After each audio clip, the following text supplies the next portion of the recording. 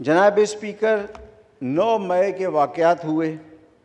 جس میں G H Q, جناح house, corps commander, عسکری اور نجی املاک کو نقصان پہنچایا گیا، جس کی میں پرزور الفاظ میں مذمت کرتا ہوں۔ جناب اسپیکر، 9 مئی کا واقعہ کسی بلوچ، کسی سندھی یا کسی اردو اسپیکنگ نے نہیں کیا، بلکہ جس کو خود پروان چڑھایا گیا اسی نے یہ کیا، اور یہ 50-60 سال سے جناب اسپیکر جو بیج بویا جا رہا ہے، 9 مئی کو اس کو ہم نے کاٹا ہے۔ جناب اسپیکر،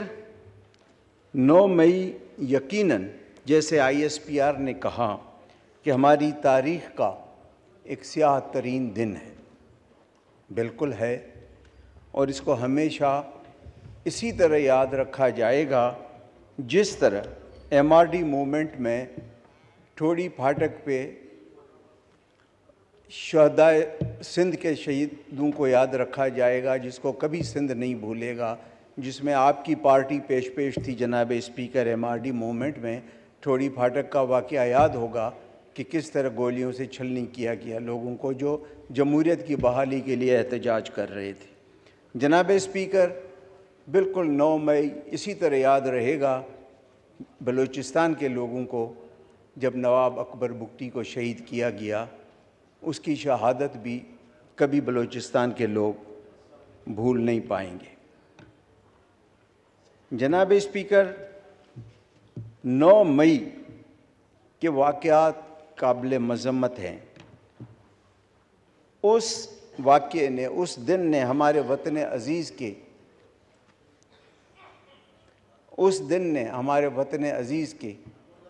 ہلا کے رکھ دیا۔ اقوام عالم میں، پوری دنیا میں ہماری جگ ہسائی ہوئی۔ لیکن جناب اسپیکر، 9 مئی اپنے ساتھ کچھ سوالات بھی لے آیا ہے۔ اگر یہ واقعات سندھ یا بلوچستان میں ہوتے تو ہزاروں سینے اس وقت چھلنی ہو چکے ہوتے آرڈننس فیکٹریز کی گولیوں سے۔ لیکن چونکہ یہ ایک ایسی جگہ ہوئے، میں کوئی لسانی بات نہیں کر رہا ہوں، میں کوئی تعصب کی بات نہیں کر رہا ہوں، میں جو عام رائے ہے ہمارے ہاں بلوچستان میں اور سندھ میں اس کی ترجمانی کر کے آپ کو بتا رہا ہوں، اور ہو سکتا ہے میں غلط بھی ہوں، اس بات کو کسی لسانی یا کسی اور پیراہے میں نہ لیں۔ وہ ہمارے چھوٹے صوبوں میں یہ احساس ہو رہا ہے کہ وہاں بلوائی جو تھے، رائٹرز جو تھے، وہ بھی اپنے تھے، جو ہماری حفاظتی سلامتی کے ادارے ہیں ان کا بھی زیادہ تر تعلق اسی علاقے سے تھا، اور ہماری عدالتیں، ان کا تعلق بھی جج صاحبان کا اسی علاقے سے تھا۔ تبھی تو تھوک کے حساب سے ضمانتیں دی جا رہی ہیں، ورنہ بلوچستان کا تو ایک بلوچ مولانا صاحب بند ہے، اس کو سپریم کورٹ نے بھی ضمانت دی ہے، آج 7واں 8واں دن ہے، ابھی تک وہ گوادر سے ریلیز نہیں ہو رہا ہے۔ تو یہ ہے تفریق۔ میں سر آپ سے گزارش یہ کرنا چاہتا ہوں، جو بھی صاحب اقتدار ہیں، کہ 9 مئی کے واقعات میں جو بھی ملوث ہیں ان کو کڑی سے کڑی سزا دی جائے، تاکہ چھوٹے صوبوں میں یہ تاثر ختم ہو کہ ہمارے خون میں یا کسی اور کے خون میں فرق ہے۔ ہمیں یہ تاثر قائم کرنا ہے، نہیں، پورے پاکستان کا خون ایک ہے اور پورا خون ہمارا ہے، اس میں کوئی تفریق نہیں۔ لیکن جس تھوک کے حساب سے ضمانتیں دی جا رہی ہیں، ابھی تک کوئی ایکشن نہیں لیا گیا، اور یہ بھی پتہ نہیں کہ یہ عسکری قیادت کی اتنی بڑی انسٹالیشنز، وہ عسکری قیادت جو ہماری سرحدوں کی محافظ ہے، وہ اپنے گھروں کو کیوں نہیں بچا سکی، اس کے پیچھے کیا کنسپریسی تھی، اس کو بھی ظاہر کرنا بہت ضروری ہے۔ لیکن جو کلپٹس ہیں ان کو سزا دینا اشد ضروری ہے، ورنہ چھوٹے صوبوں میں یہ تفریق کا تاثر قائم رہے گا، اور ہم نے اس ملک کی سلامتی کے لیے اس تاثر کو ختم کرنا ہے۔ جناب اسپیکر، 9 मई हुआ क्यों اور اس کا اصل کردار کون ہے، اس طرف تو کوئی جا ہی نہیں رہا ہے۔ اب نیب نے ایک کیس کیا عمران خان پہ، اب میں ظاہر ہے نیب نے کیس کیا، میں نہ اس کو ڈینائی کرتا ہوں نہ سپورٹ کرتا ہوں، میں لفظ الیجلی استعمال کروں گا مبینہ۔ 190 ملین پاؤنڈ برطانیہ سے آتے ہیں ملک ریاض کے۔ ملک ریاض ارینجمنٹ کرتا ہے بقول نیب کے عمران خان سے، کک بیک میں وہ القادر ٹرسٹ بنتا ہے جس کو نیب کہتا ہے یہ کک بیک سے بنا ہے، اس میں عمران خان پہ کیس بنتا ہے، عمران خان گرفتار ہوتا ہے۔ عمران خان گرفتار ہوتا ہے اور 9 مئی کو یہ تباہی ہوئی۔ تو سر ہم باقی تو ہر چیز بات کر رہے ہیں، لیکن جو اصل ہے، اگر ملک ریاض رشوت نہیں دیتا، اگر یہ کیس سچا ہے، اگر کیس سچا ہے تو ملک ریاض نے رشوت دی ہے، تو اس کو کوئی کیوں نہیں ذکر کرتا ہے؟ نہ پارلیمنٹ ذکر کرتی ہے، نہ میڈیا ذکر کرتی ہے، نہ اسٹیبلشمنٹ ذکر کرتی ہے، کوئی اس کا ذکر ہی نہیں کرتا ہے، نہ سیاسی جماعت کوئی ذکر کرتی ہے۔ اس کا جب نام آتا ہے تو صرف بزنس ٹائکون کہا جاتا ہے، نام کوئی نہیں لیتا۔ جیسے ہمارے دیہات میں نا عورتیں شوہر کا نام نہیں لیتی ہیں، نکے کا ابا یا کٹے کا ابا اس طرح کہتی ہیں، تو یہاں بھی بزنس ٹائکون کہا جاتا ہے۔ کس کی زبان پہ ملک ریاض کہتے ہوئے پتہ نہیں زبان جل جاتی ہے یا کیا ہوتا ہے۔ تو جناب اسپیکر، جب تک اس اصل محرک کو جس نے یہ سارا فساد کھڑا کیا، اچھا کچھ لوگ یہ تعویذیں دیتے ہیں کہ جی وہ تو بزنس مین ہے ملک ریاض، اس کا کام ہی ہے پیسے لے کے اپنا کام کرانا، تو پھر یہ پارلیمنٹ قانون بنا لے کہ جی رشوت دے کر جو بھی کام کرایا جائے گا تو اس بزنس مین کا حق ہے، جس نے رشوت لی ہے اس کو پکڑیں اور جس نے رشوت دی ہے اس کو چھوڑ دیں۔